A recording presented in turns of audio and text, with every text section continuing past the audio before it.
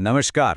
ચાલો સીધા જ પાસ્ટર એલ્વિસના એક અદ્ભુત હાઉસ બ્લેસિંગ પ્રવચનની આ સમજૂતીમાં ડાઇવ કરીએ, જેમાં સ્મરણ અને કૃતજ્ઞતાના ગહન આધ્યાત્મિક મહત્વ વિશે ચર્ચા કરવામાં આવી છે. રોજિંદા જીવનની દોડધામમાં ઘણીવાર સૌથી મહત્વની વાતો જ ભૂલાઈ જતી હોય છે, ખરું ને? પણ આ પ્રવચન ફરી એકવાર મૂળ સાથે જોડવાનું એક સુંદર કામ કરે છે. ઘણીવાર એવું બને છે કે સફળતા મળે એટલે મૂળ વાતો ભૂલાઈ જાય. માનવની આ જ વૃત્તિને સમજાવવા માટે આ પ્રવચન આપણને ઉપકારના સુંદર ખ્યાલ સાથે જોડે છે. ઉપકારનો સાચો અર્થ એવા આશીર્વાદ અને એવી કૃપા છે જેના માટે કોઈ ખરેખર લાયક નથી હોતું. તે લાયકાત વિના મળેલું છે, અને આ જ વિચાર માણસને જમીન સાથે જકડી રાખે છે. આ આધ્યાત્મિક ભૂલકણાપણાનો ઉકેલ યાદ રાખવાના આ 6 ચોક્કસ સ્તંભોમાં છે. પહેલું, આશીર્વાદો કદી ન ભૂલીએ. બીજું, ભૂતકાળના જીવનને યાદ રાખીએ. ત્રીજું, વચનો અને શિક્ષણ. ચોથું, ઈશ્વરની ક્ષમા અને દયા. પાંચમું, આગેવાનોનો આભાર માનીએ. અને છેલ્લે, અંતિમ બલિદાનનું સ્મરણ. આ એકદમ પરફેક્ટ માળખું છે. તો પહેલા સ્તંભથી શરૂઆત કરીએ. આશીર્વાદો કદી ન ભૂલીએ.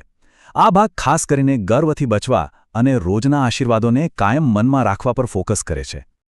આ વાતને મજબૂત કરવા માટે પ્રવચનમાં ગીતશાસ્ત્ર 103ની બીજી કલમનો શક્તિશાળી સંદર્ભ આપવામાં આવ્યો છે.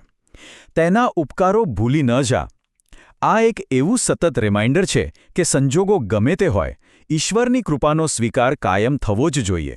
હવે આ પ્રવચનની સૌથી રસપ્રદ વાત એ છે કે પાસ્ટર એલ્વિસ અહીં એકદમ રોજિંદા જીવનના ઉદાહરણો આપે છે, જેમ કે 10મું ધોરણ પાસ કરવું, અચાનક કોઈ નાની ભેટ મળી જવી, અથવા તો વાળ સફેદ થાય એ પહેલાં પોતાનું એક સરસ ઘર મળી જવું. આ કોઈ મોટા ચમત્કારોની વાત નથી, પણ આ નાની ખુશીઓ કૃતજ્ઞતાના ખ્યાલને એકદમ વાસ્તવિક અને સ્પર્શી જાય તેવો બનાવે છે. ત્યારબાદ આવે છે બીજો સ્તંભ, ભૂતકાળના જીવનને યાદ રાખીએ. આ વિભાગમાં પાછું વળીને જોવાની અને આપણી સાધારણ શરૂઆતને ક્યારેય ન ભૂલવાની યાદ અપાવવામાં આવી છે. અહીં મુખ્ય મુદ્દો ભૂતકાળ અને વર્તમાન વચ્ચેનો મોટો તફાવત જોવાનો છે. પાસ્ટર એક બહુ જ સુંદર અંગત કિસ્સો શેર કરે છે. તેઓ યાદ કરે છે કે કેવી રીતે ભૂતકાળમાં તેમને બસ દ્વારા દાનમાં મળેલી સાયકલ પર નિર્ભર રહેવું પડતું હતું. આ સરખામણી બતાવે છે કે તે મુશ્કેલ સમયમાંથી ઈશ્વરની કૃપા આજે કેટલી સ્થિરતા અને નવા ઘરો સુધી લઈ આવી છે. ખરેખર અદ્ભુત છે ને? ચાલો હવે ત્રીજા સ્તંભ પર જઈએ, વચનો અને શિક્ષણ.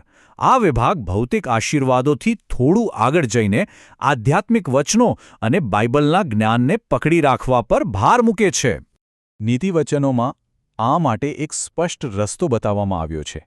પહેલું, જ્ઞાન મેળવવું. બીજું, એ વચનોને હૃદયમાં સુરક્ષિત રાખવા. અને ત્રીજું, સાચા માર્ગથી ક્યારેય ન ભટકવું. આ એકદમ પાવરફુલ પ્રોગ્રેશન છે, જે બતાવે છે કે સતત સ્મરણ આપણને ખોટા રસ્તે જતા કેવી રીતે અટકાવે છે. અને આ જ વિચારને નવા ઘરના આશીર્વાદ સાથે કેટલી સુંદર રીતે જોડવામાં આવ્યો છે. નવા ઘરની દિવાલો પર વચનો લગાવવા એ માત્ર કોઈ સજાવટ નથી, પણ એ ભૌતિક દિવાલોને આધ્યાત્મિક સ્મૃતિઓનું જીવંત માધ્યમ બનાવી દે છે. જાણે કે ઘરની દિવાલો જ દિવસરાત સતત શિક્ષણની યાદ અપાવતી હોય. આગળ વધીએ ચોથા સ્તંભ તરફ, ઈશ્વરની ક્ષમા અને દયા. આ ભાગ ઈશ્વરની અસીમ કૃપા અને વારંવાર મળતી ક્ષમામાંથી મળતી અપાર શાંતિની વાત કરે છે. અહીં પ્રવચનમાં બહુ જ સુંદર અને ઉષ્માભરી કલ્પના રજૂ થઈ છે. જુઓ, સામાન્ય રીતે માણસો દિવસો સુધી એકબીજા પર ગુસ્સો અને અદાવત ભરી રાખતા હોય છે, પણ ઈશ્વર પોતાનો ગુસ્સો ગળી જાય છે અને તેના બદલે એક સ્મિત આપે છે, આપણી ભૂલોને જતી કરે છે. આ દયાનું કેટલું સુંદર ચિત્ર છે. આ વાતને સમજાવવા માટે આપેલું ઉદાહરણ બહુ જ પ્રભાવશાળી છે.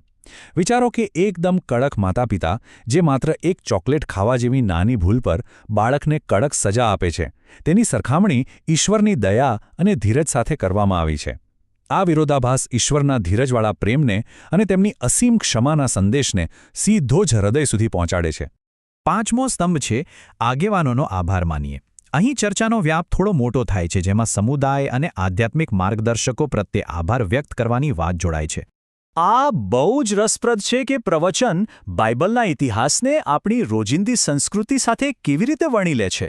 જેમ કે વચન આપનાર આગેવાનો અને મરિયમ જેવા ઐતિહાસિક પાત્રોને યાદ કરવા, રિક્ષા પર લખેલું દુઆ મેં યાદ રખના વાંચવું, અથવા ઘરે આવનાર મહેમાનોનો ખરા દિલથી આભાર માનવો.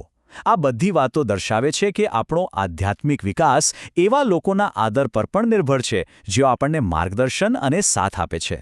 અને હવે છઠ્ઠો અને છેલ્લો સ્તંભ, અંતિમ બલિદાનનું સ્મરણ.